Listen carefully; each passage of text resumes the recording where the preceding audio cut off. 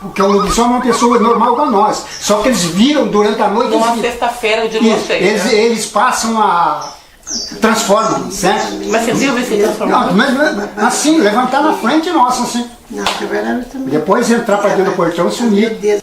Não tem, logo desce o viaduto, tem aquela primeira casa ali, tem a beirada da linha, né? Aqui tinha um senhor, ele trabalha, o pai do Jacó. O pai do Jacó era um lobisomem, pessoalmente.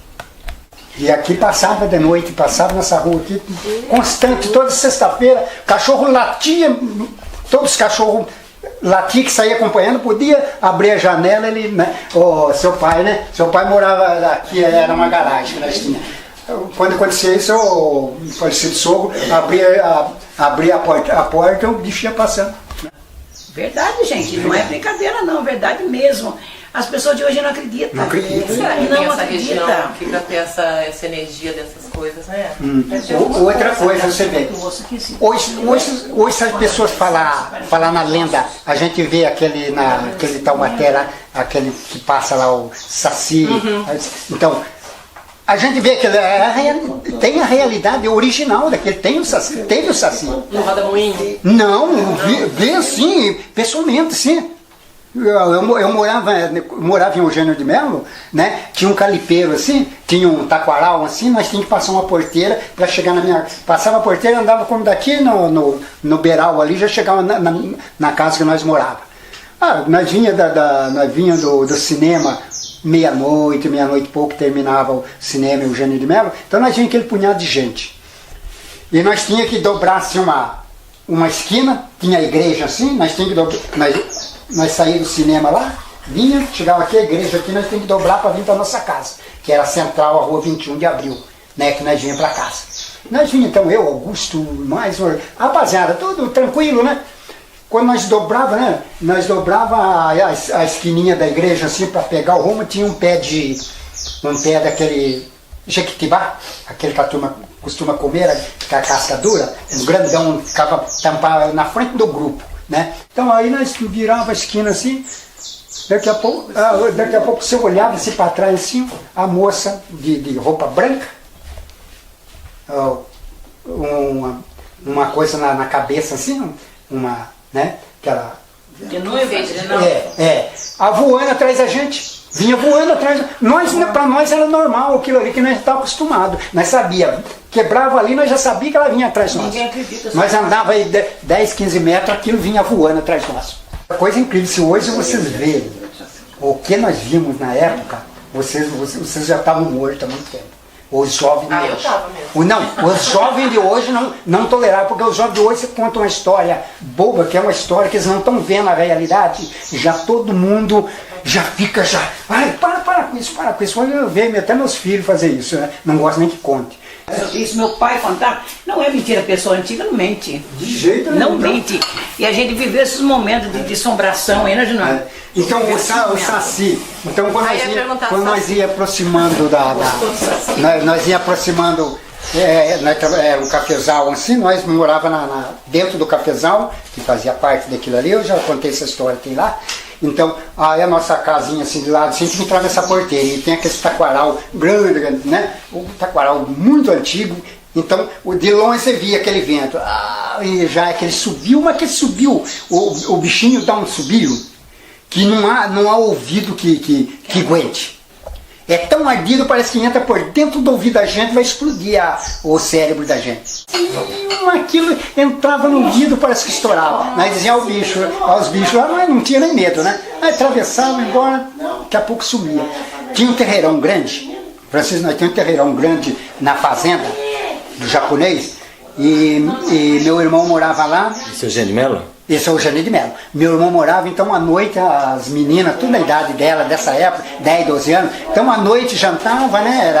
Era lugar de fazenda, juntava todo mundo que morava ali aquela turma que morava ali dentro na fazenda, muitas criançadas e mocinha da idade dela, 10 anos. Então à noite, com aquele calorzão, aquele calor que fazia à noite, então tudo ia brincar. Nós ia correr para o mato, correr para o pasto, brincando de índio, aquelas coisas, a rapaziada. E as meninas, fazia aquela roda, ia brincar de cobra cega, de dançar, aquelas coisas. Isso antes de dormir. Depois os pais já diziam, olha, tá na hora de dormir. Daí cada um já recolhia e ia embora para dentro. Então eles faziam tudo isso, nós montava no cavalo, né? Tudo, né? Era liberal, né? Daí, como você podia esperar, depois daquilo ali, quando era quase meia-noite, 1h da manhã, você já via aqueles cavalos dando aqueles rinchos, que é o cavalo nervoso, né? E correndo, passando por trás da casa, que tal. Você podia sair. O que mais fazia? Como gente, montar no cavalo, correr no campo, o bichinho montava no cavalo. Montava no cavalo e andava igual nós mesmo, que estava fazendo ali em pessoa. Daí o outro dia, o que ia acontecer? Você ia olhar nas crinas dos cavalos, estava tudo enrolado, trançadinho, uma trança que ninguém consegue distinguir como foi feito aquilo ali. Inteirinho, aqueles cavalos que tinha a crina comprida, inteirinho, trançado, mas um trançado que nem um artista aí cabeleireiro faz.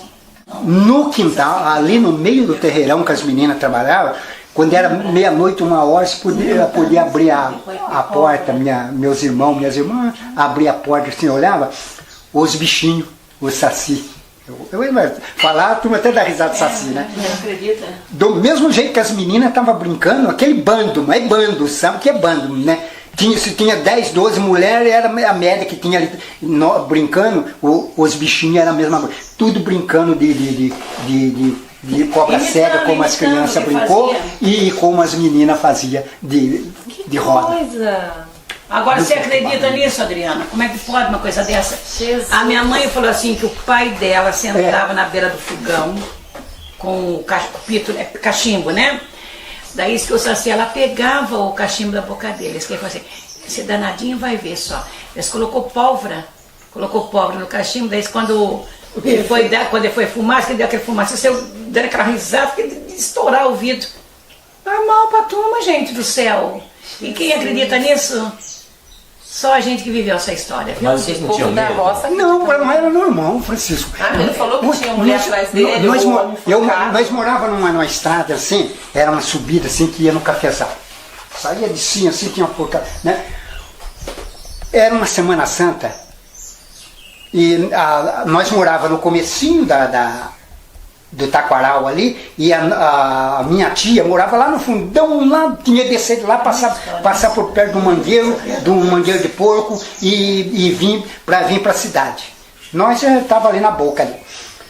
Numa sexta-feira santa, então nós tínhamos era casa de barrote, então a casa ficava, a estrada aqui, ó, a frente da casa ficava assim. Então nós tínhamos uma janelinha assim aberta, assim, da minha mãe, que a minha mãe fazia fritura com aquele calorão, ela tomava um ar, né? Pegava os ventos. Aí o que aconteceu? Era mais ou menos, era uma Semana Santa, então eles tinham que vir para a igreja na Semana Santa, era obrigado, as mães obrigavam, olha, tem que estar lá naquela hora, né? Aquela hora que todo mundo está na igreja, vai para a igreja na parte cedo, né? Aí minhas sobrinhas saíram, juntaram 3, 4, 5 as sobrinhas mais umas amigas e vieram. Tinha que passar um carregador para chegar aonde nós morávamos. Aí eles passaram o fundão lá e subiram. Quando eles chegaram no meio do cafezal, que era uma trilha assim, né, com os carros de boi, né,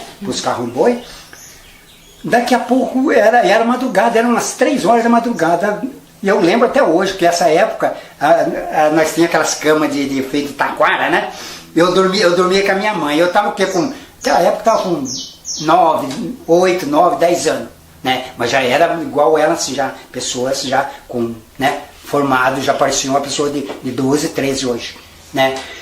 Aí, menino, daqui a pouco as crianças, as meninas gritando, a minha mãe era tia deles, né? Tia do céu, por favor, abra a porta, e correndo, mas correndo que não louco. E atrás dele aquele bando de porco correndo atrás dele, gritando, do jeito que o porco grita, correndo. Você já viu falar na porca de 7 leitões? Ai, eu já ouvi isso. Eu já ouvi. São mulheres que pegam, abortam criança e põem embaixo da cama, certo? Né? E era aquelas porcas gritando daquele jeito como se está matando um pouco, gritando atrás dele, e eles correndo na frente gritando, tia, abra a porta, abra a porta. Quando eles chegaram na porta de casa, e aí a mãe acordou, também já acordei, meu pai já acordou, todo mundo levantou. Quando ela segurou na beira da porta, assim, para entrar para empurrar a porta, as porcas vieram gritando, chegaram ali, do jeito que chegaram, fizeram aquele monte, aquela coisa escura, gritando com um porco, mas não mordia ninguém. Aí papai e mamãe recolheu as meninas para dentro, dali aquele vulto preto você não distinguia que era porco, porque tinha o grito de porco, né? E ali desapareceu. Coisa que hoje se contar para a pessoa. Nós tínhamos uma casa de japonês, que nós, depois, antes de nós vir para esse lugar, nós morava nela. Tinha uma subida assim, ia para o cafezal lá em cima.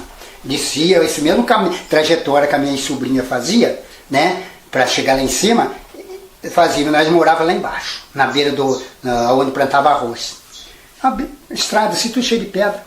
Quantas vezes aquelas casas de taquara, de barro, né? Então, com o tempo, vai secando, né? Fica aqueles buracos, né? Então, nós dormíamos. O que nós dormíamos? A mamãe fazia aquele colchão de palha de milho, chãozão de palha de milho. Nós dormíamos, toda a rapaziada dormia, as meninas do outro lado, e nós dormíamos assim, beirando a porta, assim, e o caminho passava grudando com a nossa porta, assim, que ia pro cafezal, que era o trilho que ia buscar café, o carro, essas coisas, né? Quantas vezes nós dormíamos, põe na meia-noite e pouquinho, essa volta de 1 hora, de meia-noite a 1 hora da manhã, tinha um senhor que ele descia lá da fazenda, arrastando uma corrente, um preto velho, arrastando uma corrente no pé, e passava nesse lugar ia lá em cima e voltava. Aí terminava o tempo dele, que Deus deu para ele, não sei quem que deu o tempo para ele. Ele ia e voltava só. Era um preto. E nós víamos assim, nós dormíamos assim, às vezes, tudo buraco assim, você via aquela corrente, parecia um punhado de corrente, amarrado no pé, uma coisa de um boi que está puxando, um cavalo puxando montoeira de corrente, só que a gente via só o vulto do bicho. Né? E só ia o barulho da corrente. Subia até lá em cima, voltava de novo, daí chegava no mangueirão do porco lá, desaparecia. E isso era 1 a 2 vezes na semana que aparecia. Então, hoje em dia, se a gente for, por exemplo, contar isso para o jovem leva tudo. Não tem meios para eles entrar na mente deles que é realidade.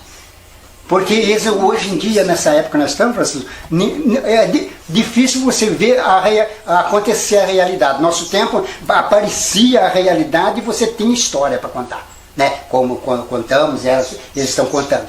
Né? Hoje não, hoje você vê, a turma sai, você vê, não tem novidade para contar. Sim?